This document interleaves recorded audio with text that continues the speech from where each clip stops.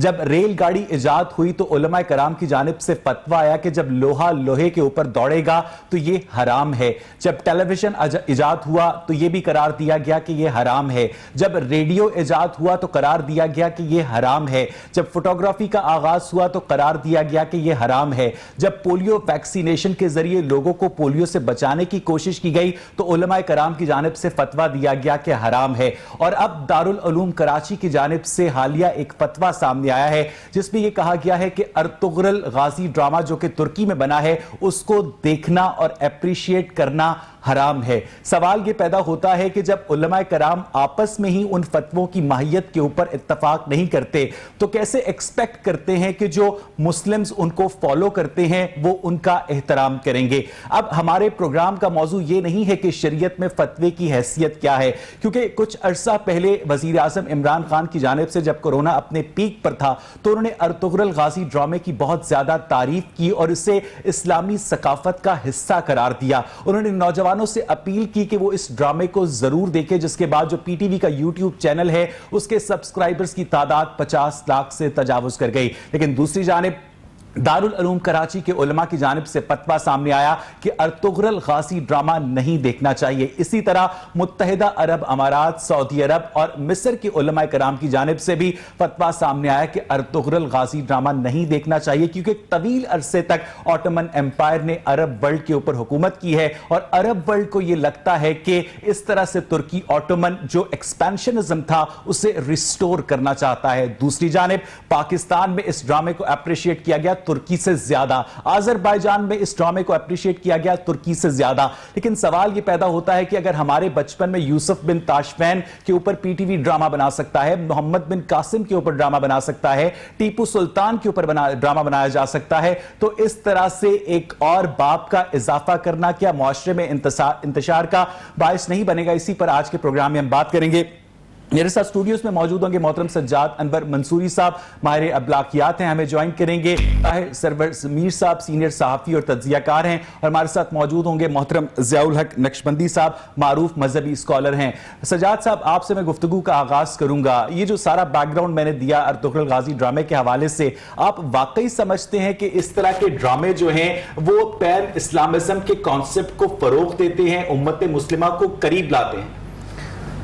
دیکھیے, جو آپ نے ابتدائیہ اپنا خاصا سم اپ کیا, آپ نے چیزوں کو بڑے لمبے عرصے پر پھیلی ہوئی, ان کے تناظر میں اگر ہم دیکھیں تو پہلی بات تو یہ کہ اس طرح کا کوئی بھی ڈرامہ جو ہے, میرا نہیں خیال کہ ان کا یہ دعویٰ ہے کہ یہ حتمی تاریخ ہے, اس میں فکشن کا ایلیمنٹ جو ہے وہ ڈیفینیٹلی ایڈڈ ہے, اور اس طرح کے انٹرٹینمنٹ کے لیے جو پروگرام بنائے جاتے ہیں ان میں ڈیفینیٹلی وہ ایک عنصر شامل ہوتا ہے. ایک بات. دوسری بات یہ کہ اس پہ جو رد عمل ہیں مختلف کوارٹرز کے, کم و بیش سارے ہی ان کے اپنے اپنے مفادات سے, گروہی ہوں وقتی ہوں, اس سے جڑے ہوئے ہیں. آپ نے بتایا متحدہ عرب امارات, سعودیہ, مصر, انہوں نے اپنے نقطہ نظر اور اپنے مفادات کو سامنے رکھتے ہوئے اس کی مخالفت کی اور اسے ایک مخصوص ایجنڈے کو آگے بڑھانے کی ایک کوشش قرار دیا. جب وزیر اعظم عمران خان نے لوگوں کو اس کو دیکھنے کی ترغیب دی تو اس وقت وہ ان کی سوٹیبلٹی تھی. اب یہ اگر کراچی کے جامعہ دارالعلوم نے اگر یہ کہا ہے کہ اس کو دیکھنا حرام ہے, تو اس کے پیچھے بھی یقیناً کوئی نہ کوئی ایسا ہی معاملہ رہا ہوگا. میں واپس آپ کی طرف آؤں گا. سجاد صاحب, ضیاء الحق نقشبندی صاحب, آپ کیا سمجھتے ہیں کہ یہ جو دارالعلوم کی جانب سے فتویٰ آیا ہے کہ ارطغرل غازی ڈرامہ جو دیکھنا حرام ہے, ارطغرل غازی ڈرامہ جو ہے اسلامی تہذیب کی صحیح عکاسی نہیں کرتا, کیا آپ اس فتوے سے اتفاق کرتے ہیں؟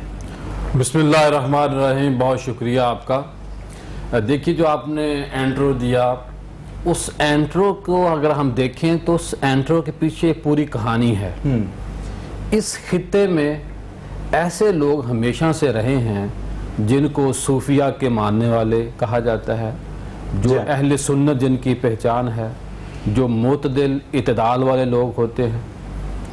اسی خطے میں آپ بہت پیچھے نہ جائیں، 40 سال پہلے چلے جائیں یا پاکستان بننے کا وقت دیکھ لیں، ایک طبقے نے کہا تھا کہ پاکستان بنے گا اور بن کر رہا، ایک طبقے نے مخالفت کی، ایک طبقے نے کہا کہ ہم جہاد افغانستان کا حصہ نہیں بنیں ایک گے، بات اور ایک نے کہا ہم بنیں گے۔ آج اگر اکثریت اس کے جہاد کے اندر، نام نہاد جہاد کے اندر شامل ہوتی تو اس کا آپ کے سامنے ہونا تھا اکثریت کو کیسے ادارے کنٹرول کرتے۔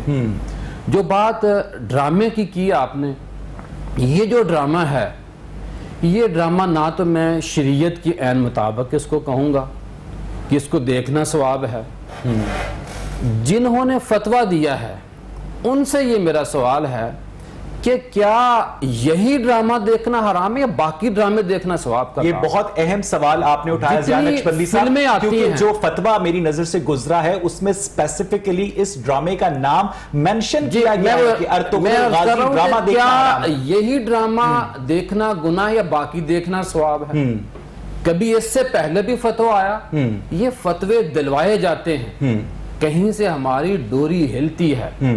یہ جو ڈرامہ ہے میں اس کو ثواب نہیں کہہ رہا، لیکن میں عوام سے اپیل ضرور کروں گا بصیرت دین کا خادم ہونے کے کہ اس ڈرامے کو دیکھیں اور بار بار دیکھیں، کیونکہ یہ ڈرامہ ہے، اس میں جس طرح تحریر ہوتی ہے، دیکھیے ڈرامے کے اندر حقیقت ہے، نوجوان نسل کو بتایا گیا ہے، کوشش کی گئی ہے ضیاء نقشبندی صاحب سوری ٹو انٹرپٹ یو، لیکن آپ نے بہت جرت کے ساتھ آج یہ جو موقف لیا ہے، لوگ ڈر ڈر کر یہ بات کرتے ہیں کہ فتوے دلوائے جاتے ہیں، ڈوری ہلائی جاتی ہے، تو ایک عام آدمی کو ضیاء صاحب کیسے پتا چلے گا؟ ہر جگہ تو ضیاء نقشبندی صاحب موجود نہیں ہوں گے، ہر جگہ ہم بھی پروگرام نہیں کر رہے ہوں گے کہ یہ جو فتویٰ ہے یہ صحیح دین کی ترجمانی کرتا ہے اور یہ جو فتویٰ ہے یہ دلوایا گیا ہے مخصوص مقاصد کے تحت۔ ضیاء صاحب دیکھیے یہ جو ڈرامہ ہے اس فتوے سے لوگوں نے زیادہ دیکھنا شروع کیا، کوئی فرق نہیں پڑتا، اور یہاں جو اس ڈرامے کے اندر جس طرح سرکار کے ادب میں جھک جاتے ہیں، جس طرح وہ اصال ثواب کرتے ہیں، محافل نعت کا اہتمام کرتے ہیں، وہ صوفیہ کا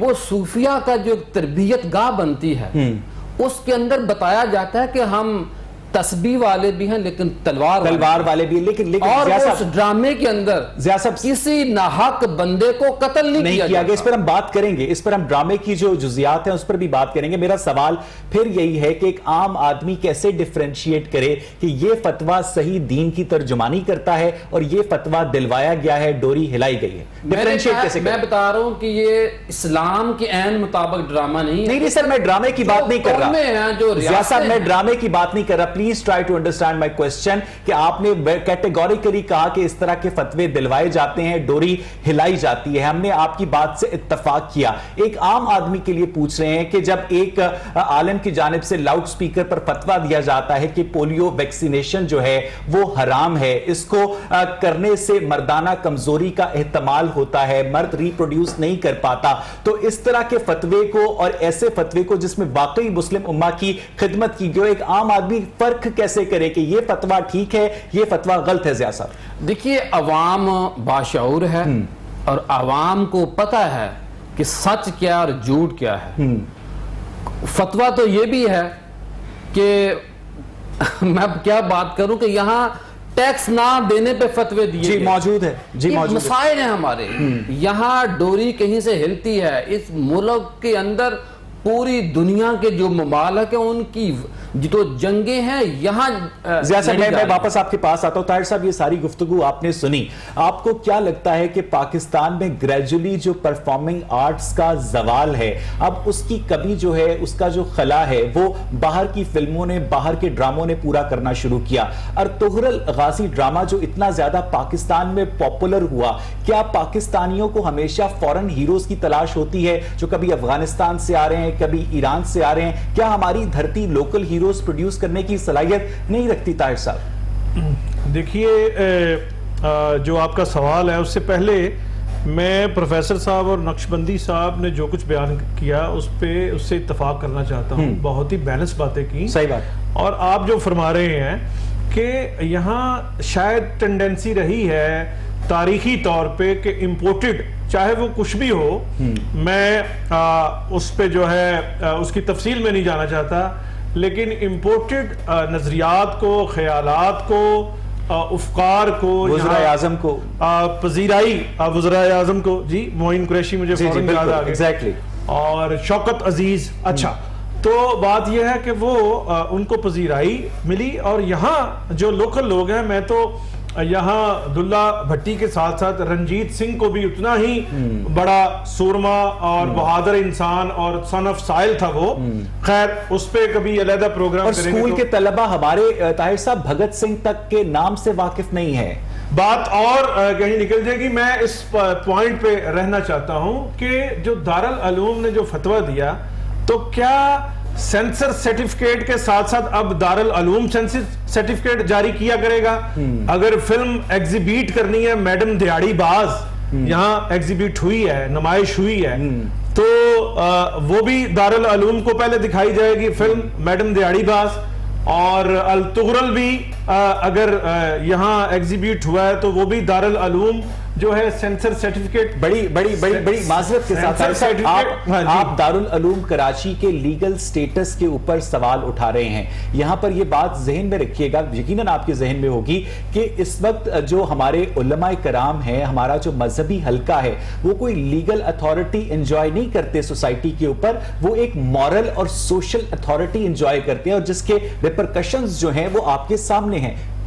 دیکھیے بعض اوقات یہ جو ہے پریشر کو جو گروپس ہیں یا پریشر کرنے والے ایلیمنٹ آکوپائیڈ کر جاتے ہیں عوامی اور سیاسی حلقوں کو، اور جو تحریکیں ہوتی ہیں، اور جب یہ بات آتی ہے کسی مقتدر حلقوں کے سربراہان کے حوالے سے، پھر یہ ڈس اپیئر بھی ہو جاتے ہیں. آپ میں سمجھ گیا میں فیض آباد بھرنے کی طاہر صاحب، میں واپس آپ کے پاس آتا ہوں. سجاد صاحب، پاکستانی قوم جب کسی کو سر پہ بٹھاتی ہے تو اس کی ہر چیز سے پیار کرنے لگتی ہے. پاکستانی قوم نے مان لیا کہ حلیمہ سلطان ارطغرل غازی ڈرامے کی شوٹنگ کروانے کے بعد بھی اسی روپ میں نظر آتی ہیں اپنی اصل زندگی میں. ان کے انسٹاگرام کو فالو کیا گیا، ان کے دیگر جو سوشل میڈیا کے چینلز ہیں انہیں فالو کیا گیا، اور ان میں انہوں نے جو بھی اپنی ذاتی زندگی کی تصاویر اپلوڈ کی تو انہیں باقاعدہ مشورہ دیا گیا کہ آپ کو،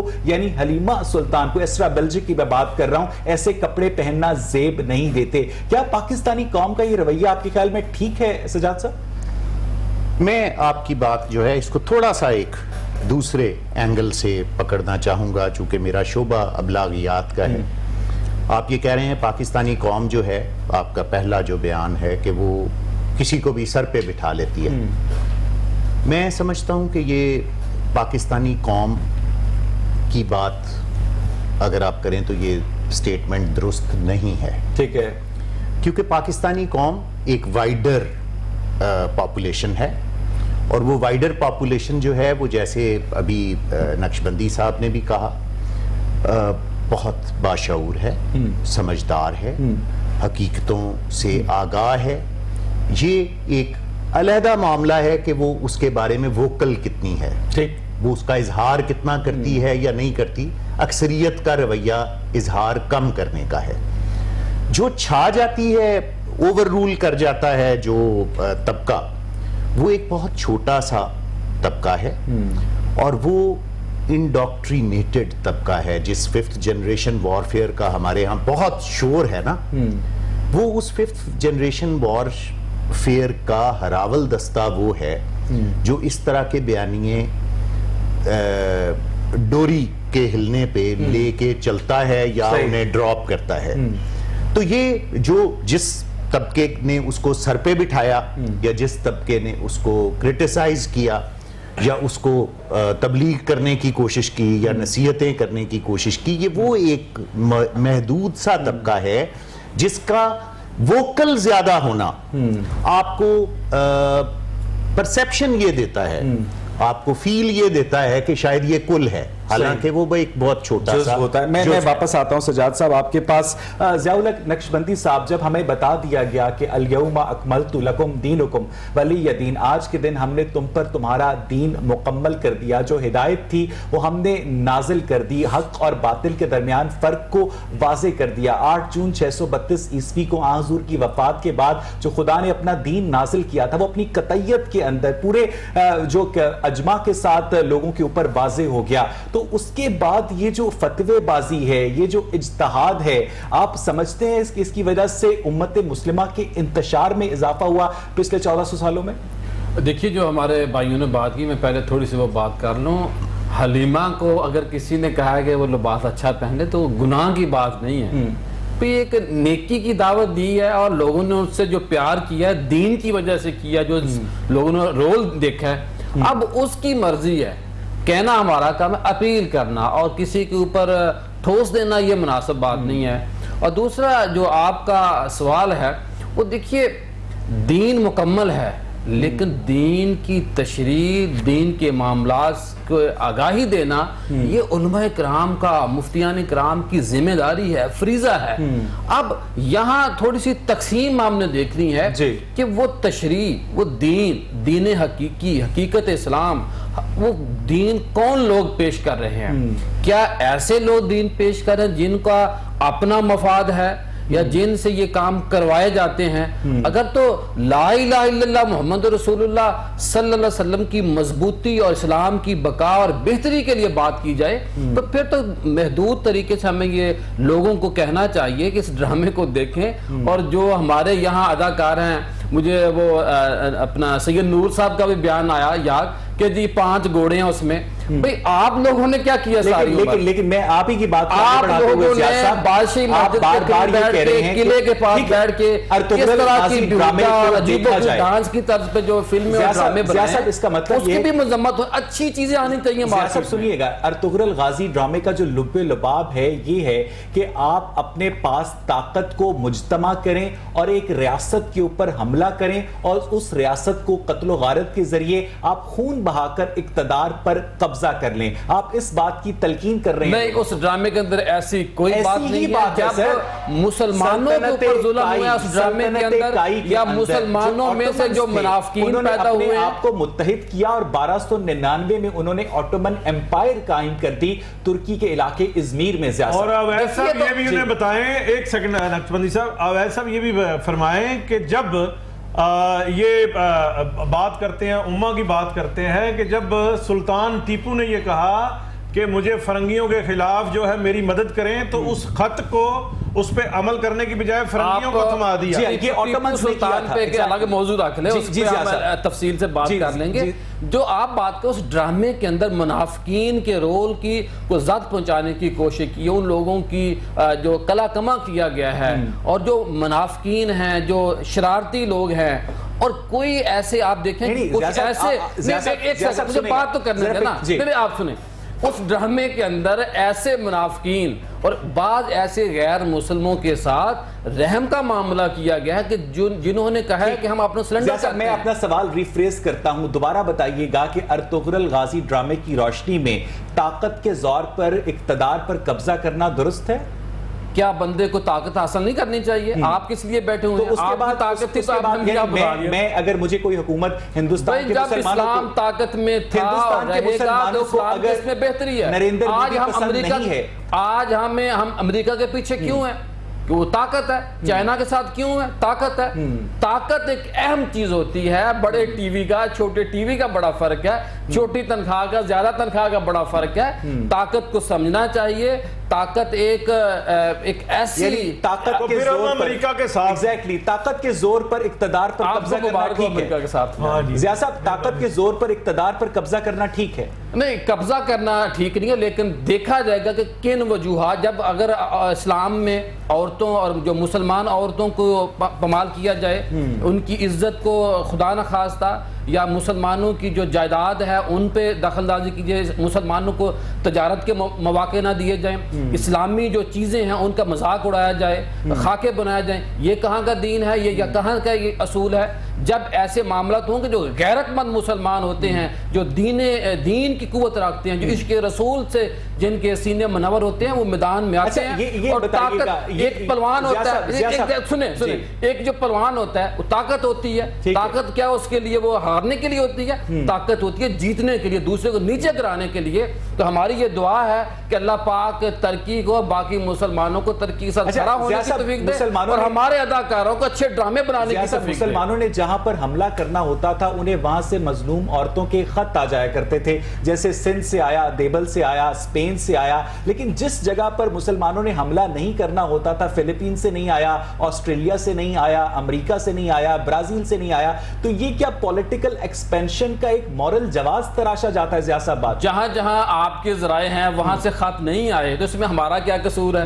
جہاں سے ہمیں خط آئے گا ہم تو لبیک کہیں گے، اور ہمیشہ یہی رہا ہے. جہاں ابھی تو ہمیں مقبوضہ کشمیر سے دن رات آہو بکا آتی ہے، تو ہم اپنے اسلاف کی روایات کے اوپر عمل کیوں نہیں کرتے؟ ہم کب ان کے پیچھے ہٹے ہیں؟ ہم ان کے ساتھ ہیں اور جہاد کرنا چاہیے. شفقت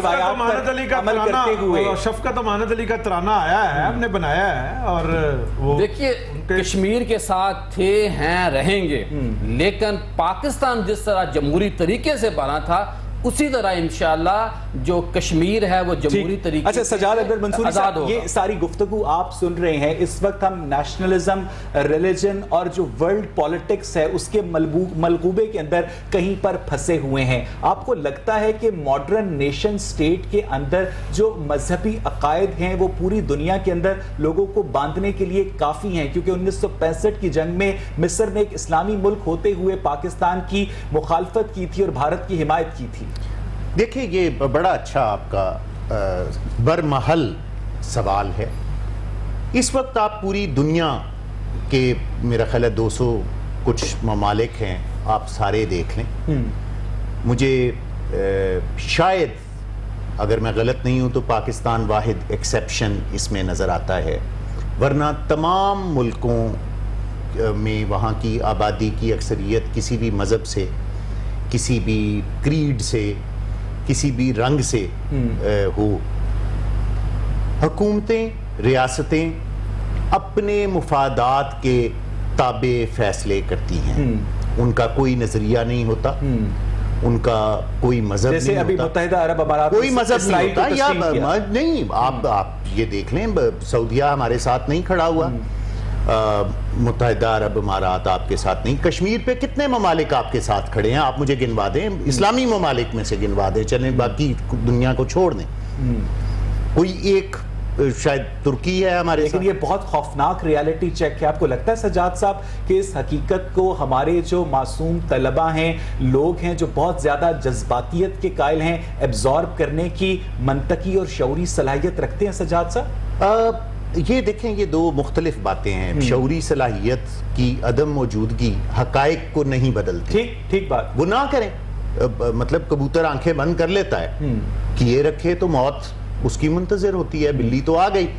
تو جو گراؤنڈ ریالٹیز ہیں اگر ہم ان کے ساتھ ریکنسائل نہیں کریں گے، ہم ان کا ادراک نہیں کریں گے، تو ابھی آپ نے اپنے ابتدائیے میں پرنٹنگ پریس کا ذکر کیا تھا. 1455 میں جرمنی نے پرنٹنگ پریس ایجاد کیا تھا. 1515 میں شاید سلطان سلیمان ون جو تھے اول، انہوں نے اگین علماء کے دباؤ میں اس پر پابندی لگا دی. باہر کی دنیا پرنٹنگ پریس کا بھرپور استعمال کرتے ہوئے علم و ادب پھیلنا شروع ہو گیا تیزی سے، جو کہ اس سے پہلے ہاتھ کے لکھے ہوئے مخطوطے ہوتے تھے. اب یہ آپ کو حیرت ہوگی کہ یہ پابندی کتنا عرصہ رہی. یہ تقریباً 270 سال یہ پابندی برقرار رہی، جس کے بعد امیجیٹلی فوری طور پہ 270 سال کے بعد اس خطے میں نشر و اشاعت کا کام شروع نہیں ہوا. ٹھیک, پابندی مجھے یہاں پر ختم ایک ہو گئی. بریک لینی ہے سجاد صاحب, اسی بات سے ہم ڈسکشن کا سلسلہ آگے بڑھائیں گے. ناظرین, 1687 عیسوی میں آئزیک نیوٹن نے میتھمیٹیکل پرنسپلز آف نیچرل فلسفی لکھی, اور اس کے 3 سال بعد اورنگزیب عالمگیر فتاوی عالمگیری کو ہاتھ سے کمپوز کروا رہا تھا. یہ وہ فرق تھا ویسٹرن ورلڈ اور ایسٹرن ورلڈ میں, جس کی وجہ سے جو علم کا فرق ہے وہاں تک پہنچا, جس کی جانب سجاد صاحب نے اشارہ کیا. اس حوالے سے ہم ڈسکشن کا سلسلہ آگے بڑھائیں گے بریک کے بعد. اسٹے ود اس.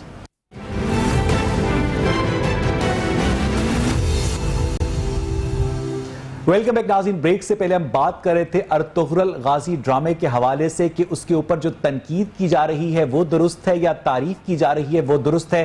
سجاد انور منصوری صاحب نے جس طرح سے وطنیت اور مذہب کے ٹکراؤ کے اوپر بات کی, طاہر سرور میر صاحب, اب کچھ لوگ جو ہیں وہ مطیع الرحمان کو ہیرو قرار دیتے ہیں بنگلہ دیش کا, اور جو راشد منہاس کے نزدیک ویلن ہے, اور کچھ لوگ راشد منہاس کو ہیرو قرار دیتے ہیں جو مطیع الرحمان کے نزدیک ویلن ہے. یہ جو مذہب اور وطنیت کا ٹکراؤ ہے, کیونکہ جو ماڈرن نیشن سٹیٹ ہے وہ تو کئی 15ویں صدی کے بعد جا کر وجود میں آنا شروع ہوئی, اور جو مذاہب ہیں وہ اس سے بہت پہلے کے ہیں. تو آپ سمجھتے ہیں کہ ارطغرل غازی ڈرامے کے حوالے سے جس پین اسلامزم کو اجاگر کرنے کی کوشش کی جا رہی ہے, جو علامہ اقبال کہا کرتے تھے کہ نیل کے ساحل سے لے کر تا بخاک کاشکر, یہ واقعی آج کے معروضی حالات میں امپلیمنٹ ہونے کے لائق ہے طاہر صاحب؟ دیکھیں, آئنسٹائن کا ابھی آپ نے حوالہ تھوڑی دیر پہلے دیا تھا کہ ان کا ریلیٹیوٹی کی تھیوری ہے, اس کو سادہ اگر لفظوں میں بیان کیا جائے کہ دنیا کی جو سچائیاں اور حقیقتیں ہیں وہ ریلیونٹ ہوتی ہیں. میں گجرانوالہ سے ہوں اور بی اے میں نے گجرانوالہ سے کیا تھا. وہاں جو ہے کو ایجوکیشن کا یا ساتھی جو ہوتی ہیں لاہور میں ہماری کلاس فیلوز, اس کا رواج نہیں تھا. وہاں ان باتوں پہ قتل ہو جاتے ہیں اب بھی گجرانوالہ. تو یہ 65 کلومیٹر میں لاہور میں بیٹھا ہوں. جب میں یہاں آیا تو حامد میر میرے کلاس فیلو تھے, ہم اپنی کلاس فیلوز کے گھر جا کے دوپہر کا کھانا کھا لیتے تھے, شام کی چائے پی لیتے تھے. تو یہ سچائیاں جو ہیں اور حقیقتیں جو ہیں یہ بدلتی ہیں.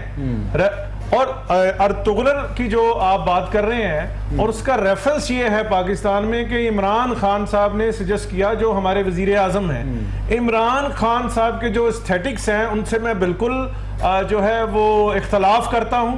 نصرت فتح علی خان صاحب کو انہوں نے ایک دفعہ فرمائش کی, جو دھن وائز اور کانٹینٹ وائز یعنی شاعری وائز وہ بہت ان کی لو خان صاحب کی آئٹم تھی, اور تاریخ ان کے یہ ہے کہ وہ جرمنی اور جاپان کا بارڈر جو ہے وہ اکٹھا وہ کہتے ہیں کہ یہ ایک جگہ ہے. تو عمران خان کا ریفرنس تو اس میں سے بالکل, یہ اسپیشلائزیشن کا دور ہے. ابلاغیات جو ہے سبجیکٹ ہے منصوری صاحب کا, اس پہ یہ بات کر رہے ہیں اور کتنی اچھی باتیں کر رہے ہیں, جس کا ابلاغ بھی ہو رہا ہے, معنی بھی ہے اور مفہوم بھی ہے.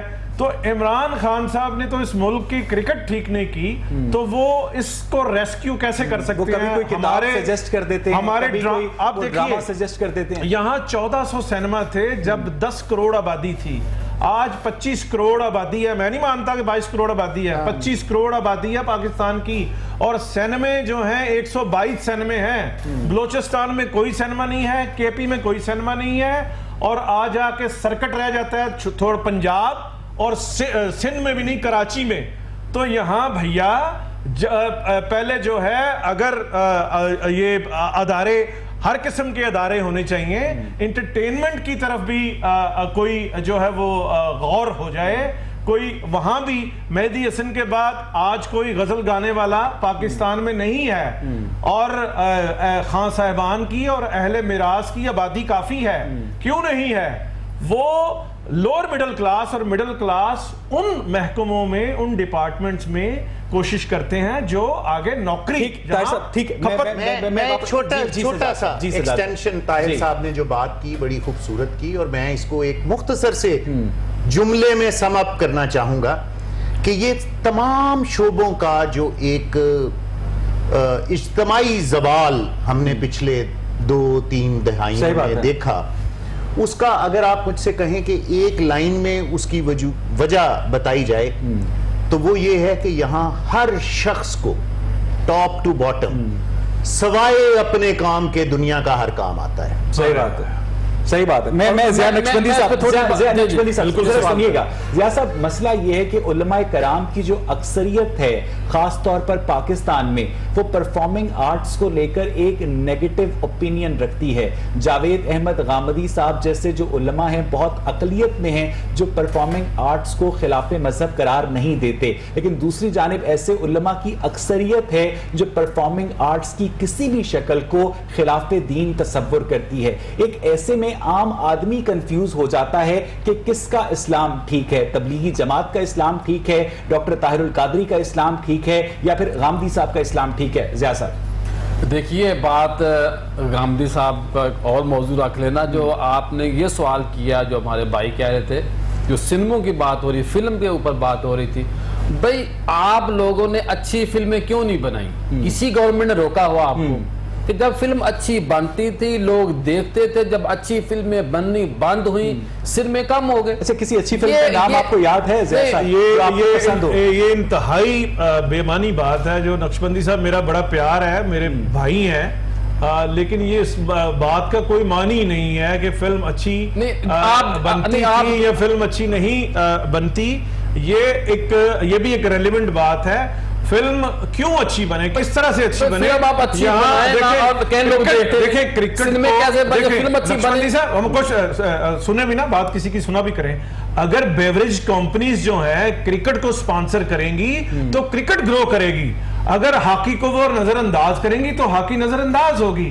کرکٹ سے بڑی تھی ہماری ہاکی, ٹھیک ہے سر, ہماری کبڈی بہت بڑی تھی, ہماری پہلوانی بہت بڑی تھی. ہمارا جو جارا پہلوان اس فن پہلوانی کا آخری جو چشم و چراغ تھا, وہ کیوں آگے وہ بھولو جو خاندان ہے اس نے اسے اڈاپٹ کیوں نہیں کیا؟ اگر وہ یہ جو کمپنی جس سیکٹر میں نوکری, جس سیکٹر میں پیسہ, لیکن ضیاء صاحب کی بات میں دم تو ہے نا طاہر صاحب کہ جب شعیب منصور کوئی فلم بناتے ہیں تو لوگ دیکھنے جاتے ہیں. جب 7 دن محبت ان کوئی بناتا ہے تو پھر لوگ اس کے بارے میں مکسڈ ریویوز رکھتے ہیں. فلم کوالٹی میٹر تو کرتی ہے. فلم ڈرامے بنانے والوں کو دیکھنا چاہیے کہ جو 25 کروڑ آبادی ہے یا 20 کروڑ آبادی ہے وہ کیا دیکھنا چاہتے ہیں. فلم اور ڈرامے جو ہیں, فلمیں ایسے ڈرامے بنائے گئے ہیں کہ جو فیملی کے ساتھ بیٹھ کے ڈرامے جو ہیں وہ شریعت کے خلاف نہیں. جو ڈرامہ ہے وہ سارے لوگ ہم اپنے بچوں کے ساتھ بیٹھ کے دیکھتے ہیں. ضیاء صاحب مجھے یہ بتائیے گا, نقشبندی صاحب اگر ایری الیکزا پہ فلم نہ بنائی جائے تو فلم اچھی نہیں بنتی. اگر لائٹس اچھی نہ ہوں تو فلم اچھی نہیں بنتی. یہ جو کیمرہ مجھے اور آپ کو ایکسپوز کر رہا ہے, یہ اگر جاپان سے امپورٹ نہ کیا جائے تو یہاں لوہاری والا کیمرہ آپ کی شکل اچھی نہیں دکھائے گی, وہ سارا نور غائب ہو جائے گا. حضور آپ کیوں نہیں سمجھتے اس ایکویشن کو؟ ضیاء صاحب یہ بات کہیں اور چلی جائے گی. میرا مقصد یہ تھا آپ سے پوچھنے کا کہ آپ کی باتوں سے مجھے یہ لگ رہا ہے, بلکہ لوگوں کو بھی یہ لگ رہا ہے کہ شریعت میں فلم اور ڈرامے کی اجازت ہے, اس پہ علماء کو اختلاف کوئی اعتراض نہیں ہے, صرف آپ کا مطالبہ یہ ہے کہ معیاری فلمیں بننی چاہیے. دیکھیں اچھی فلمیں, اچھے ڈرامے ہوں جس میں اسلامی رولز ہوں, کم سے کم اس کے اندر جھوٹ ہو, اول کوشش کی جھوٹ لوگ دیکھیں گے. بھئی اچھی کہانی بنائیں اور لوگ اس کو دیکھیں گے. اپنی پسند کی ایک فلم کا نام بتائیں جو آپ کے خیال میں اچھی فلم کے تمام معیارات پورا کرتی ہے. اس کا نام بہت ساری فلمیں ہیں جو آیا تم نہیں آئے. میں نے کوئی فلم نہیں دیکھی, اچھا, اور نہ آپ مجھے دیکھنے دیتے ہیں. آپ مجھے کوئی لنک بھیجے جس طرح ارتغول ڈرامہ ہے تو میں دیکھنے کے لیے بالکل تیار. اچھا سجاد صاحب, یہ ساری گفتگو آپ نے سنی, علماء کرام کے جو متنوع آراء ہیں جس کی جانب میں نے ضیاء صاحب سے پوچھنے کی کوشش کی. میں دوبارہ یہی سوال آپ کے آگے رکھوں گا کہ آپ بھی ایک بہت پڑھے لکھے آدمی ہیں کہ ایک عام شخص جو ہے وہ جاوید احمد غامدی کا بیان سنتا ہے, مولانا طارق جمیل کا بیان سنتا ہے, پرفارمنگ آرٹس کے متعلق بات کر رہا ہوں, ڈاکٹر طاہر القادری کا بیان سنتا ہے, ڈاکٹر اسرار احمد کا بیان سنتا ہے. ایک پورا سکیل ہے مسلم علماء کا پرفارمنگ آرٹس کے اوپر اوپینین کا. اب یہ اس کا اپنا پرسنل مزاج ہوتا ہے کہ وہ کون سے سکیل کو اڈاپٹ کرتا ہے. یہ سکیل یونیورسل کیوں نہیں ہے جب دین یونیورسل ہے؟ سجاد صاحب دین یونیورسل ہے, سکیل یونیورسل نہیں ہے, جس کی وجوہات تھوڑی سی میں نے آپ کے Human interpretation. پہلے سوال کے جواب میں بتایا تھا کہ یہاں جتنے بھی اس کی انٹرپریٹیشنز ہیں وہ مختلف مفادات سے جڑی ہوئی انٹرپریٹیشنز ہیں. عوام الناس کے لیے اس کا جو اینڈ رزلٹ نکلتا ہے وہ بڑا ہی دلچسپ نکلتا ہے کہ ہمارے سارے علماء مل کر دین کی خدمت کے نام پر ایک ایسا کام کر رہے ہیں جو لوگوں کو دین سے دور کر رہا ہے. نہیں یہ بات نہیں دیکھیں. 4-5 سن لیں میری بات مکمل ہونے دیں. آپ میں نے آپ کی بات کو ٹوکا میں پورا وقت دوں گا آپ کو. جی آپ پورا ریبٹل دیجئے گا. اب یہ دیکھیے گا کہ جب آپ کے 10 نام لیں گے اور 10 کی اوپینین فرق ہوگی تو عوام الناس کہیں گے کہ یار اس سارے معاملے کو سیریس لینا چھوڑ دیں, یہ کچھ نہیں ہے. ٹھیک ضیاء صاحب اس کے اوپر آپ اگر دیکھیے بات یہ ہے کہ علماء کرام کا کام ہے دین بتانا, دین بتانے والے لوگ پیدا کرنا. آپ مجھے بتائیے کہ کیا کوئی بھی دینی ایشو ہو اس کو حل کرنے کے لیے علماء کرام میدان میں آئے یا نہیں آئے؟ فیل مدارس والے نہیں ہوئے, فیل یونیورسٹیوں والے ہوئے ہیں کہ جنہوں نے سائنس کے اوپر لوگوں کو آگے نہیں پڑھنے دیا. آپ دیکھیے جو قطرے ہیں, یہ جو ابھی کرونا وائرس آیا یا پولیو کہہ لے, علماء نے تو فتویٰ دے دیا, ایک سیکنڈ, علماء نے فتویٰ دے دیا, لیکن وہ قطرے کیوں نہ بنے یونیورسٹیوں کے اندر؟ وہ مدارس نے نہیں بنانے تھے. کرونا کی میڈیسن, کرونا کی جو ایک سیکنڈ, کرونا کے جو میڈیسن ہے, جو قطرے ہیں, جو بھی بننا ہے, میڈیسن بننی ہے, وہ ہماری یونیورسٹیوں بنانے میں کیوں فیل ہوئے؟ مدارس فیل نہیں ہوئے. اچھے علماء کرام مدارس کا کام پیدا کرنا وہ پیدا کر رہے ہیں, فیل ہماری یونیورسٹیوں ہوئی ہیں, مدارس والے فیل نہیں ہوئے. چھوٹی سی بات, انڈیا کے علماء سیکولر سٹیٹ کی حمایت کرتے ہیں, پاکستان کی علماء سیکولر سٹیٹ کو کفر قرار دیتے ہیں. اب دونوں جانب علماء جو ہیں دین سے جماعت لاتے ہیں. ایسے میں سیکولر ملک ہمیں چاہیے تھا تو ہم انڈیا سے الگ کیوں ہوئے؟ ٹھیک ہے, یعنی جو انڈیا کے اندر علماء رہتے ہیں وہ دین سے جواز نہیں لاتے, ان کی اپنی مجبوریاں ہوں گی, اپنے حالات ہوں گے. یہی وہ بات آپ کے متعلق کرتے ہیں. چلے مجھے ایک بریک لینی ہے ناظرین, جب بریک سے واپس آئیں گے تو طاہر سرور میر سے یہ جاننے کی کوشش کریں گے کہ جس زوال کا انہوں نے ذکر کیا سینما کے اوپر, ڈرامے کے اوپر, پرفارمنگ آرٹس کے اوپر, کیا ان کے پاس ایسی کوئی تجاویز ہیں کہ پاکستان اپنی انٹرٹینمنٹ انڈسٹری کو دوبارہ سے فروغ دے سکے؟ اس پر بات کریں گے بریک کے بعد. اسٹے ود اس.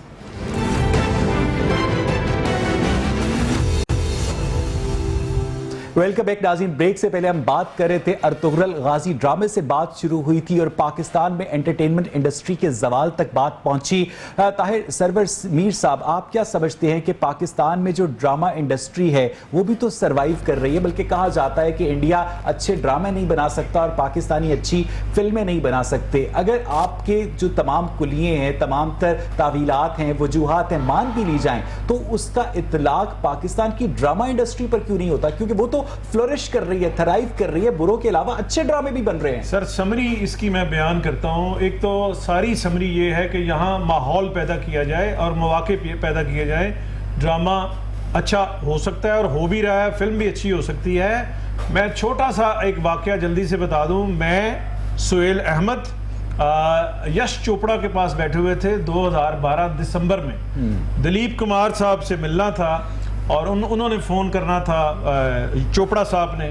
تو اس ملاقات میں انہوں نے ہمارے نصف درجن سے زائد ایکٹرز, جو خاص طور پہ مجھے یاد آ رہا ہے مرینا خان کا نام اور شہناز شیخ کا نام, اور ان دنوں فلم لگی ہوئی تھی, ڈرٹی پکچرز لگی ہوئی تھی, اور یہ وہ دن تھے جب ہم ان کے پاس بیٹھے ہوئے تھے اور ہمارے ڈرامہ کی انہوں نے تعریف کی اور شعیب منصور کی 2 فلموں کا بھی انہوں نے ریفرنس دیا.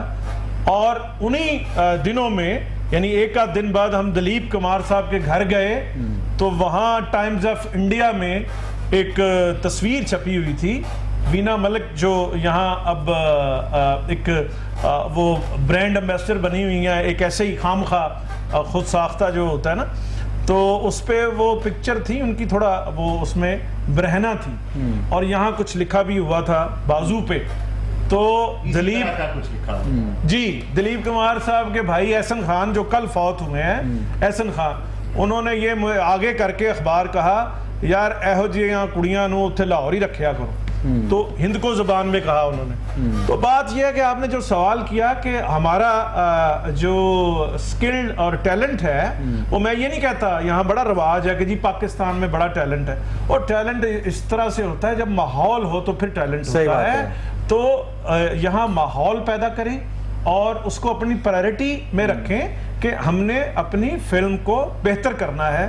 یہاں لوگ ہیں, سید نور صاحب کا پتہ نہیں کس نے ریفرنس دیا, پتہ نہیں نقشبندی صاحب نے, بڑے سکلڈ آدمی ہیں, انہوں نے جو محدود وسائل میں اس میں بڑا اچھا کام کیا ہے. شعیب منصور صاحب کا آپ نے ریفرنس دیا. ابھی اور ہمارا یہ جو میرے پاس تم ہو ڈرامہ, اس کا ایک سروے ہے یہ کہ 37 کچھ اس کی ریٹنگ آئی ہے, جو نیوز چینل 10-12 بھی مل جائیں تو وہ ریٹنگ نہیں بنتی. تو یہ ایک سروے ہے. سجاد صاحب ایک چھوٹی سی بات بتائیے گا کہ جتنی بھی اخلاقی تعلیمات ہیں جن میں وفا ہے, محبت ہے, ایمانداری ہے, ان تقاضوں کی جتنی اچھی باتیں ہیں انہیں مد نظر رکھتے ہوئے ڈرامہ یا فلم بنائی جائے جو کہ ضیاء نقشبندی صاحب کہہ رہے تھے, تو کیا لوگ اسے دیکھنا پسند کریں گے سجاد صاحب؟ دیکھیں فلم جو ہوتی ہے نا, میں اکثر فلم کی تعریف میں یہ کہتا ہوں کہ یہ ایک ایسا میڈیم ہے جس میں آپ بیک وقت کوئی 50 ڈیفرنٹ, بالکل ایک دوسرے سے ڈیفرنٹ شعبوں کی کارکردگی کو انجوائے کر رہے ہوتے ہیں. آپ کیمرہ ورک انجوائے کر رہے ہوتے ہیں, آپ لائٹنگ انجوائے کر رہے ہوتے ہیں, آپ ساؤنڈ افیکٹس انجوائے کر رہے ہوتے ہیں, آپ ایکٹنگ انجوائے کر رہے ہوتے ہیں, آپ ڈائریکشن انجوائے کر رہے ہوتے ہیں. آپ اس کو اگر ایک صرف سبجیکٹ تک محدود کر دیں گے اور اچھا ڈرامہ, اچھا ناول, اچھا لٹریچر, اس میں بھی صرف یہ 4 چیزیں جن کا آپ نے نام لیا اگر وہ ہوگا تو وہ بڑی بے رنگ سی چیز ہو جائے گی. دنیا بنانے والے نے دنیا ایسے نہیں بنائی, میری بات مکمل ہونے دے, میری بات مکمل ہونے دے. بنانے والے نے دنیا اس طرح نہیں بنائی کہ اس میں صرف ایمانداری, خوبصورتی یہی ہو, اس نے بھی اپوزٹ رکھا. ختم کرنا ہے. بہت بہت شکریہ سجاد منصوری صاحب, طاہر سرور میر صاحب اور ضیاء الحق نقشبندی صاحب. ناظرین, انگریزی فلموں کے بہت بڑے ڈائریکٹر گزرے ہیں, الفریڈ ہچکاک. ان سے ایک دفعہ پوچھا گیا کہ اچھی فلم کے لیے کیا ضروری ہے, تو انہوں نے کہا صرف 3 چیزیں, سٹوری, سٹوری اور سٹوری. اس بات کو آپ لنک کر سکتے ہیں سجاد صاحب کی باتوں سے بھی. پروگرام دیکھنے کے لیے شکریہ.